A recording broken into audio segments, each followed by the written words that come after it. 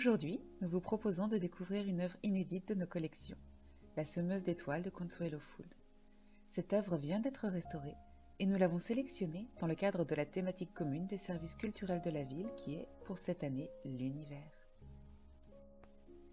La semeuse d'étoiles, sous-titrée Nébuleuse Orion, est une œuvre tardive. L'artiste la réalise environ 2 ans avant sa mort. Elle est exposée dès 1925 au Salon réuni des artistes français et de la Nationale, puis au Salon d'hiver en 1926 et au Salon des femmes peintres et sculpteurs de 1927. Consuelo représente une femme, sur la droite, simplement vêtue d'une étole sur les hanches et coiffée d'une riche tiare, semant des étoiles au cœur d'une vague de matière céleste. Elle fait référence précisément à une citation de l'astronome Charles Nordman, tirée d'un article consacré à la nébuleuse d'Orion paru en 1910. Les nébuleuses sont les matrices grandioses où germent les soleils futurs.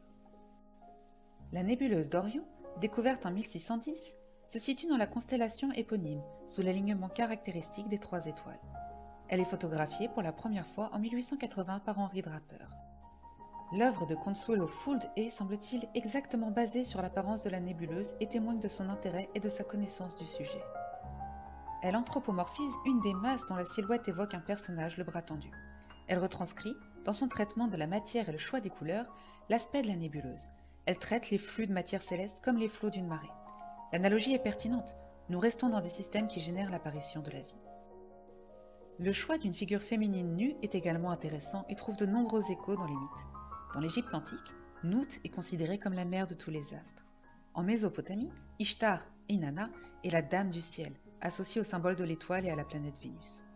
Dans le christianisme, la nudité renvoie à Ève, figure terrestre par excellence.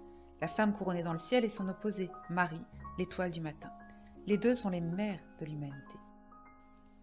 Consuelo Fould dépasse les conceptions religieuses avec une figure inédite et syncrétique. Évoquant esthétiquement l'Andromède ou la Galatée de Gustave Moreau, le tableau s'inscrit dans la lignée des peintures symbolistes.